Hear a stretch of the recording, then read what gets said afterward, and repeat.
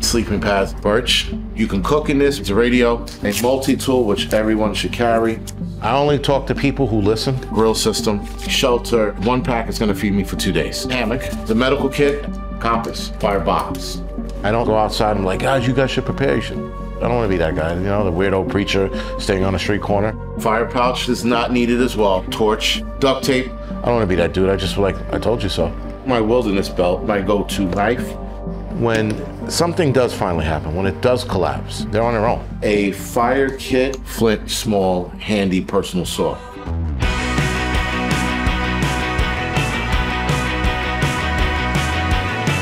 Fell in love with a crooked world and everything that comes with it. I love when you fake it, won't you? I once believed, but I took it all. Left myself with none of it. I love when you take it, won't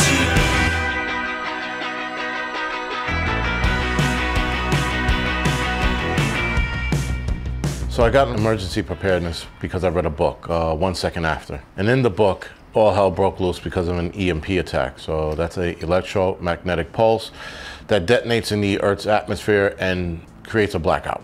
There was a part in the book where the hero, he realizes that he wished he would have gotten prepared more. And I'm like, well, I don't want that to be me, so I started preparing. I am a retired New York City fireman. I run a group here in New York City called the NYC Preppers Network. It's city preppers. The disruptive event that could be happening, guys, I don't think it's... Every time Putin opens his mouth, I get an influx of people joining. And then nothing happens for a while and people drop out. Anyway, guys, this is The Angry Prepper. Thank you for watching. The biggest misconception is that we're all crazy, or rather, that we're all waiting for the apocalypse, right? And so clearly the apocalypse, the end of the world, whatever you want to call it, if that does happen, it doesn't matter how much prepping you do or how prepared you are for the situation, it's the end of the world. We're just ready for basic things like earthquakes, tornadoes, things of that nature, maybe financial collapse. Has any of these things happened? Yeah, earthquakes, tornadoes, hurricanes, bad winter storms.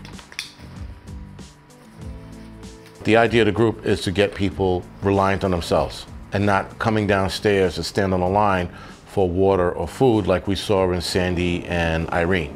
So you don't want to be that person, though everything was in order. Imagine chaos and you have to wait online for an MRE box. You are definitely, undoubtedly going to get mugged before you get back home. Listen, there are people who started preparing because they thought The Walking Dead was going to happen. You know, one side of me says, well, if they got prepared because a TV show, good for them, as long as they grew up. I was preparing for an EMP attack. Now I'm prepared for all of it, right? With the exception, again, for media the size of Texas smashing into us, there's no preparing for that, right? Maybe spiritually, but not, you know, not supply-wise. My major concern is another depression. That is going to make the 1929 depression look like a walk in the park. Only 50 of them, I guess, joined the program. I have a YouTube channel, The Angry Prepper. It's not like I'm yelling at the people in the group, like, get it together, you bag. It's not like I'm doing that. The Angry Prepper just came from a guy in the firehouse, actually, because he calls me angry. And I couldn't use the black prepper because it was too on the nose. And the chocolate prepper, me and the wife laughed at it. The Angry Prepper just made sense. I mean, am I really angry? Probably. There's a million things you could be angry about. I mean, listen, 9 times out of 10, I'm not. I'm not walking around stewing.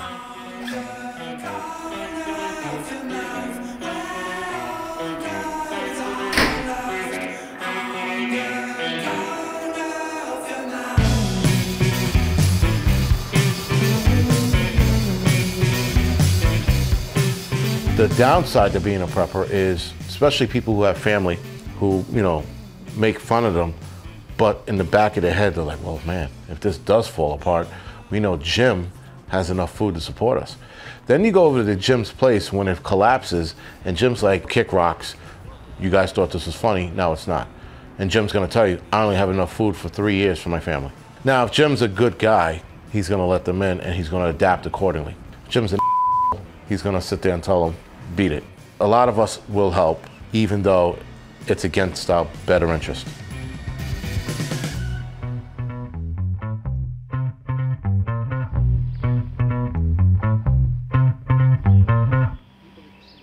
Community is so important. Without community, you're in and always will be in a place of survival until your skills are so good that you become this wilderness ninja, right? But no, it's community. And there's also laughter and joy within the community, and that's important. You know, we are the most underdeveloped species of animal on the planet. You know, we are filled with ego, and our intellect thinks that we are superior. We are so new. You don't have fur. You have to wear clothing. You have to rob the fur off another animal in order for you to live on this planet. Holy now we make textiles and things, right? Our primary focus is to pass off the primitive skills. Come on up here, folks. You know, there's the cardinal skills, which are the shelter, water, the multitude levels of fire making, the plant world of the edibles, medicinals, utilitarian, the hunting and the trapping parts of the tracking science, healing arts, and the presence and the awareness skills, and the cognitive development arts, the movement skills, those shadow skills, the higher forms of all of these things. That's what this place is. It's a home for those skills and a home for people that want to come and train and have a safe place to do it. Classic design is the 2 Y sticks, classic design, with the long ridgepole, twice the length of them. If this is the case, I've got the person in here, right? Things that I hear in the school from students of, why do they come here? Well, it's the current affairs, and the current affairs exist on the same things that we can always count on conflict. Religion, politics, finance, war, nonsense. So there's 2 worlds to this. There's the urban emergency preparedness, and then there's the wilderness survival. Let's talk wilderness survival first. They're not panicking. There's no doomsday talk or Armageddon kind of things. It's on people's minds for sure, because I think they're starting to realize of how volatile our systems in our modern place actually are, be it the electricity, the food operations, and so on. It's very delicate. People are coming out to answer those unknowns, coming out and joining the circle around a fire once again, as we once did. All right, you got 3 minutes. I think people are really starting to reconnect to nature and their relationship to nature, whatever that looks like for them. All right, time. There are some folks that come who are nervous and have like an environmental anxiety and want to, you know, feel that they're prepared for whatever could potentially happen, right? So we don't add anything to it. And we don't need this because NASA can see it. So how big of a fire do we actually need? You know, years ago, it was sort of the machismo, full of ego, nonsense, you know, soldier of fortune, idiot, you know, and like the doomsday prepper kind of person as well. That's shifted drastically. Now it's everyone. It's families, it's elders, it's young kids. One of the fastest growing demographics we've had in the past 3-4 years has been women. I'm one of the volunteers here at Mountain Scout. I am also a wilderness first responder, and I'm also an EMT by trade. I was working in hospice care during the pandemic, and I needed to get away, and that's when I kept finding myself in the woods more than usual. And every time I went out, I wanted to know more and more about how I could bring less and less with me and feel more and more confident on the landscape without, you know, all of this technical equipment. So I looked, I searched, and I found Mountain Scout. You don't have to put it in the ground at all. You can literally just set it. You just, yeah, those things, you just lean them. I know we have a bunch of sticks lying about, but yeah.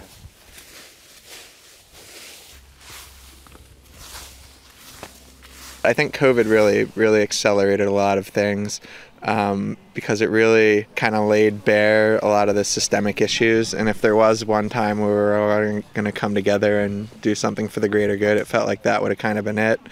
and it really just kind of fractured us even more in a lot of ways. We have the imaginary idea of what the shelter is supposed to look like, but oh my God, you need to build it 3 feet. This is not effective at all right now. We are so not even done. It would just come off. Oh yeah, the rain comes in, and you kidding me? The rain is just going to push this right down. Yeah. So we have to build this 3 to 4 feet for summertime. Whoa. Summertime, okay? Now look in the door. Yeah. Looking through the door now, this was the question you were asking before. Can I make this for 2 people or a family? Yes. I don't really have faith in us to fix the systemic issues. I think there's hard times coming, and a lot of us well-to-do people in North America have kind of been shielded from a lot of it. So the debris on the outside is... We've known about so much of this stuff for decades and haven't done anything about it, and now it's going to take such drastic actions that, and we can't even get on board with the smallest little first steps, so that definitely worries me. But yeah, I mean, we only have a limited time on this earth anyway, and I try to zoom out and keep the proper perspective. And even if we created this ideal society, that would one day crumble, and you know, nothing's gonna last forever. So I think it's important to keep things in perspective and try to make the best of it. It's producing the dust that we need.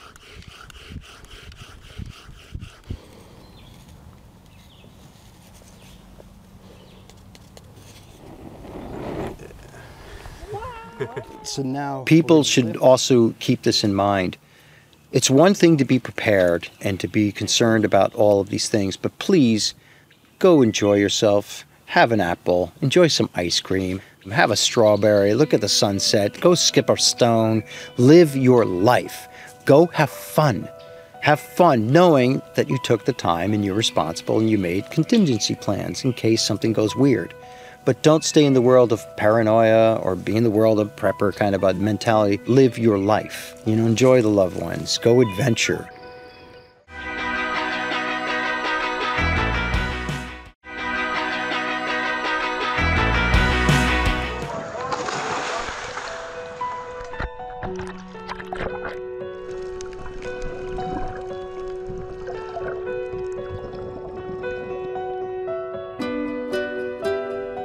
This is a dream for a lot of people to come and see the reef. They've saved a lifetime to come here, and they're showing them it, seeing how they appreciate it. It is quite an amazing entity. It was on our bucket list. Had to come to Great Barrier Reef. It's a dream come true. Never thought it would happen. Once in a lifetime experience.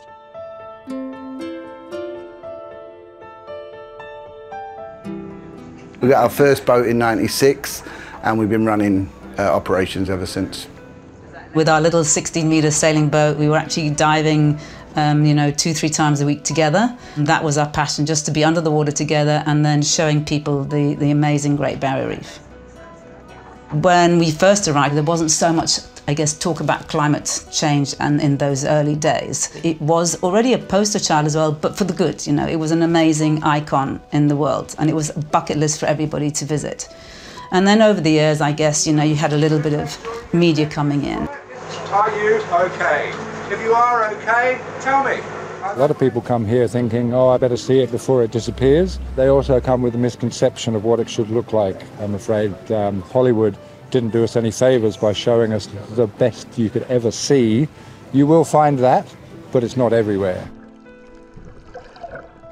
I wanted to do the coral reef, and also I want to see some whales and dolphins, maybe in the south. Let's see. But the coral reef was very important for me. Also because I know it's an ecosystem that is in danger, so I want to see it before it's gone. I hope it's not gone. I definitely think seeing stuff before it goes away while you can still see the majority of it is important, and taking steps to make sure that it doesn't disappear.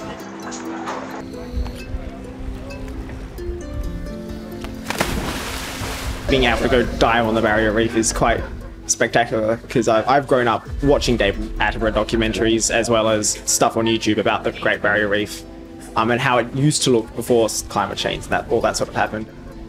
I found it quite interesting to see how it has changed and how it actually looks when it isn't going through filters.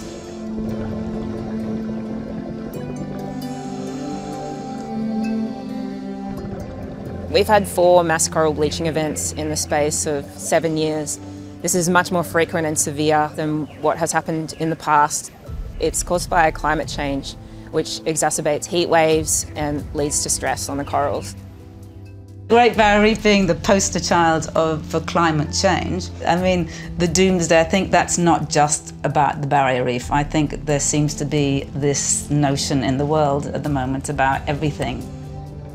If you connect somebody to the Great Barrier Reef, if you explain you don't throw a bit of plastic there because it looks like a jellyfish for the turtle to eat. You know, if you give that a meaning, then, you know, you are going to have people coming off and thinking, oh, I might, you know, not use plastic anymore. If you're just making everything so hopeless in this world, which everything seems so hopeless in this world, well, what has the poor young generation coming through got to live for? You know, nature is very strong, very resilient. We've just got to give it a little bit of help sometimes and stop putting rubbish everywhere. It's one of the 7 natural wonders of the world, and I can see why. It's huge and it's beautiful. This just reinforced the fact that it needs to be protected at all costs. People said, like, it's different now with the change in the ecosystem, so I'm glad I got to see it, if it is actually going away. Hopefully not. I'm also worried that we're too far, but let's not get into that.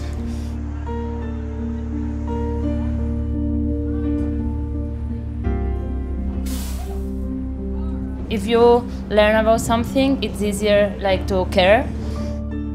Anyone should do it, everyone should do it. And then I feel if more people saw it, then they would care. Be like, this is something we're protecting.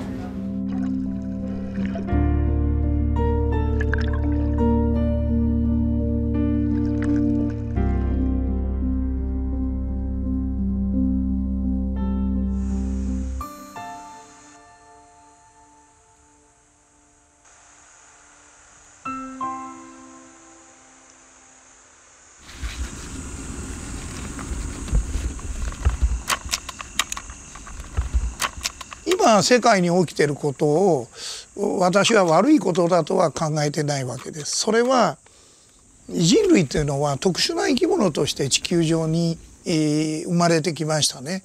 そして非常に短期間の間に地球環境、地球にこれほどの影響力を持っているわけですから、これは優れているということも言えるわけです。その優れているものが今現在、人間以外のものにたくさんの多大な迷惑をかけていることも事実ですね。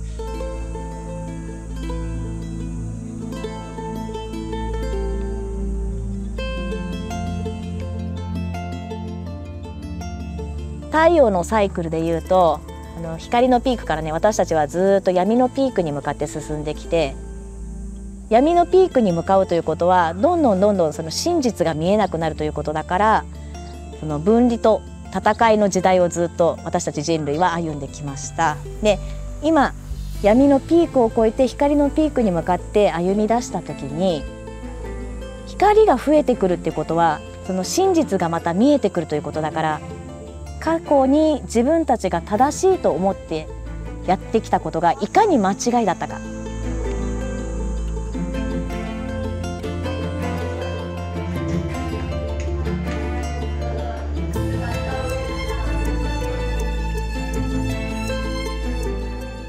世の中にね、話すだけの人っていっぱいいるの。テレビのコメンテーターでもなんか大学の教授でも、こういうふうに生きることが大事ですよって、環境のためにはこうするといいですよって話する人いっぱいいるでしょ。でもじゃあ実際にそれやってるかっていうと、やってる人は本当に少ない。25歳から会社を立ち上げて、一応会社の経営者でした。で、そんな中で仕事の内容が建築の仕事でしたから、その仕事で生み出す産業廃棄物、それを発生させることにまず初めに疑問を持ったんです。人はもっと調和して、豊かに生きれるはずなのに、その物理的な豊かさを求めた結果、その求め方によって不調和が生まれてるっていうことに気づいて、あまり自分のやってる仕事に対して魅力を感じなくなったんです。30歳の頃にそんなことを考えるようになって、10年後に、職業を会社を辞めてそれで2年間農業の勉強をした後、この富士山麓へ移住を決めたっていうことですね。でそこでは血縁を超えた家族として、暮らしがスタートしたんです。ですがメンバーはメンバーとして、ここで生涯を暮らすと宣言した人は90人ちょっとですね。でそれ以外に、ここに興味を持ったり、して、いろんな事情があってここに長期滞在している人がいてだいたい通常100人ぐらいのコミュニティになってます。ここではいろんな役割があって、畑の人もいれば田んぼの人もいればキッチンさんで食事を作ってくれる人もいれば、みんなでそうやって自分の持ってる役割を果たして、私も畑仕事をしているんですけれども、家に帰ればご飯ができてるしお風呂は沸いてるし、そうやってみんなで助け合ってやっていくことでもっとみんなで共に暮らしているありがたさみたいなのをすごく感じて生活しています。トマトとかもここで収穫したものをキッチンさんがパスタにしてくれたりとか、さらにそのものが良くなって力が手が加えられてお店に行ったりとかカフェで出すことができたり、そうやって変化させてさらにみんなで手をかけていくことによってお客様により安心で。世界にこんな風に人間は暮らすことができるんだよっていうことを形に表して見せる。必ずできる。なぜならそれが人間にとって当たり前の生き方だから。今現在52歳です。で、30年前にここに移り住んで、一番は自分の心をきれいにするために来ました。私はここに来る前に統合失調症っていう病気になってしまったんです。でそれを親がじいじに相談していて、じいじがいろいろ私にアドバイスしてくれて、そこから立ち直ることができて今ここにいるということになってます毎日こう富士山が見られるっていうのもすごくこれも豊かなことで。富士山ってとても大事な山だからね、宇宙の英知が降りてくる山だというふうに言われてます。300年に1回は噴火する富士山はもうすでにいつ噴火してもおかしくない状態です。で同じようになぜそんなところへ行くのかということを何人かの人に聞かれましたけど、私はだから行くんですよって言いました。で、それが何を意味するかは別のこととして今現在その兆候はありませんね。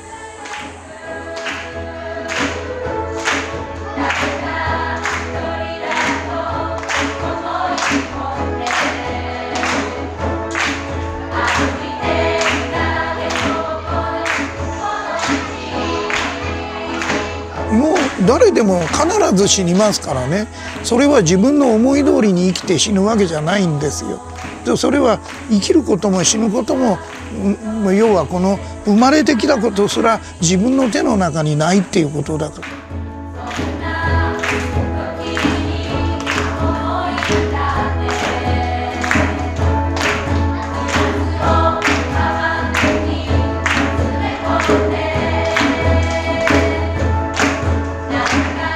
全部いただいていくっていう考え方であれば恐怖はなくなります。